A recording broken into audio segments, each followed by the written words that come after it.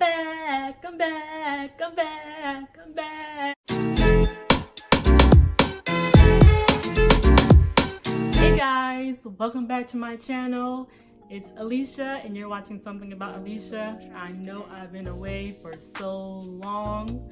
It's been over a month, but I am back now. I'm back, I'm back, I'm back, I'm back. I'm happy to just be sitting down and making this video because the last time I talked to you guys, I told you I was moving. And if you ever moved, if 9 times out of 10, if you're watching this, you probably moved.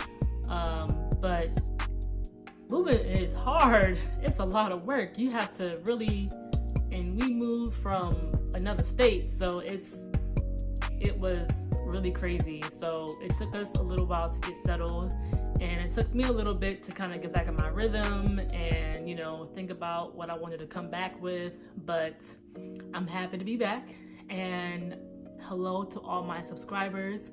Hello to all my new subscribers.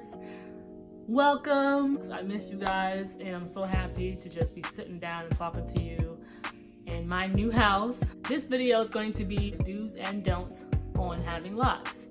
It's strictly my experience. This is strictly my opinion on what I've been through, what I chose not to do, and what I chose to do, and some things that I've learned. So without further ado, let's get into the video. So the first thing you want to do before you get locks is do your research. This is my second set of locks, and it's my second set of locks because with my first set, I didn't do my research. I didn't do my research on what I wanted, what kind of partings I wanted, who I wanted to do it, what kind of locks I wanted to have, how many locks I wanted to have, the thickness of my locks, everything. You have to do your research to know what you're going to get and what you want. You can't just jump into it and not really have a clue. My first set of locks, I had over 100 individual locks. Now with this set, I have under 100 because after doing my research and actually after having locks for the first time, I realized there's a lot of things that I would do different with my second set of locks. So before you do anything, watch YouTube videos like the one you're watching now. You could just talk to locticians. You can talk to really anybody, but just do your research on what you want with your locks. The next thing is don't start your locks on damaged hair. Don't start your locks on damaged hair. Don't do it. I did that with my first set and it wasn't pretty. I had straight ends over here. I had straight ends over here. My whole hair strand wasn't heat damaged, but I had heat damage, and I was under the assumption that it was going to lock eventually. I thought that it was going to just do it what everything else did. No, girl, it didn't. It's not going to do that. It's not going to do that. I was back combing. I had rubber bands on my ends trying to get them to do something. I was doing so much stuff when I should have did was just cut off my heat damaged hair. Do not start your locks on heat damaged hair.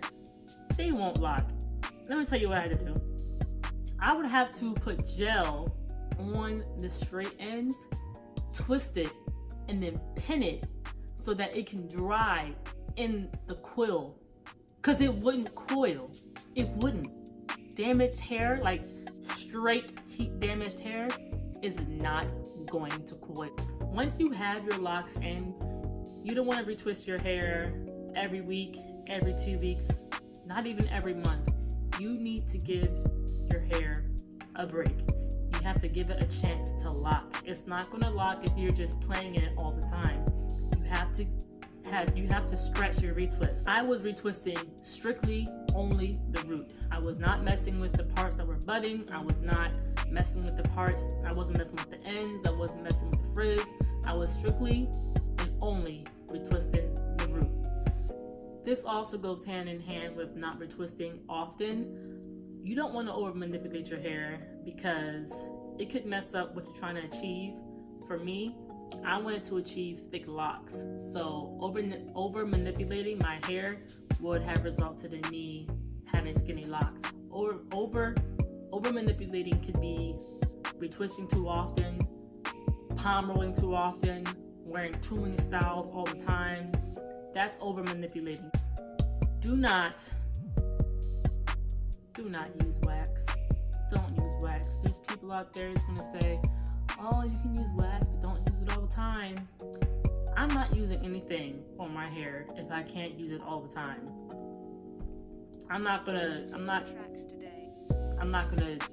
I've never put wax in my hair. I've never had wax in my hair, not one time. And that's because I do not want buildup.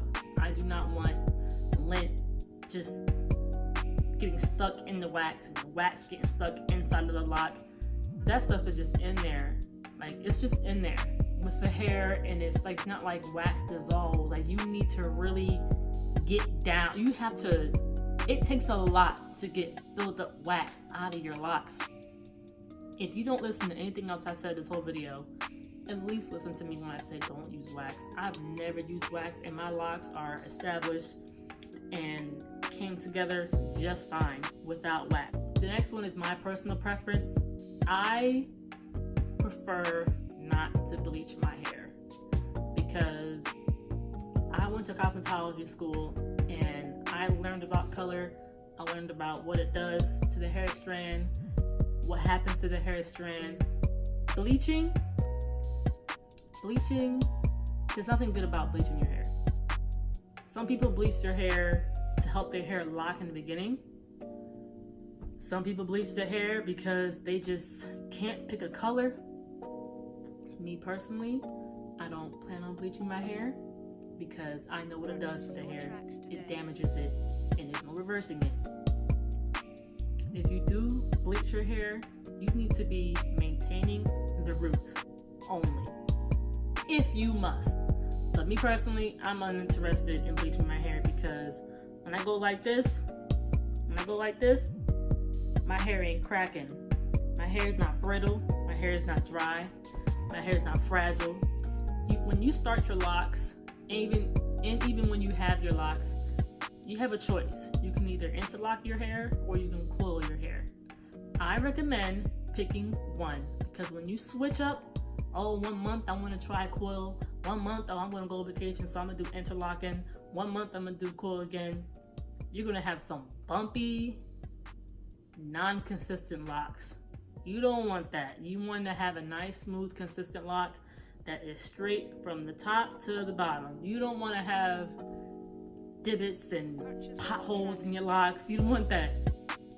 Stay consistent. Pick a retwist method and stick to it. You do not want to switch it up. Me personally, I've coiled my hair from day one. Last but not least, don't try and be like someone else. Don't look at me and say, hey Alicia, I want exactly what you have on your head. Because I can tell you what I did. You can't achieve exactly what I did.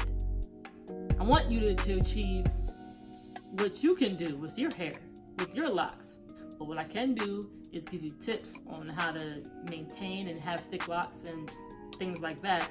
But your ultimate goal should be doing what you want to do and being you, only you. But yes, those are my don'ts for maintaining locks, starting and maintaining locks. I hope this video has helped someone out there, and hopefully you all can take something from the video, and I'll see you in the next one.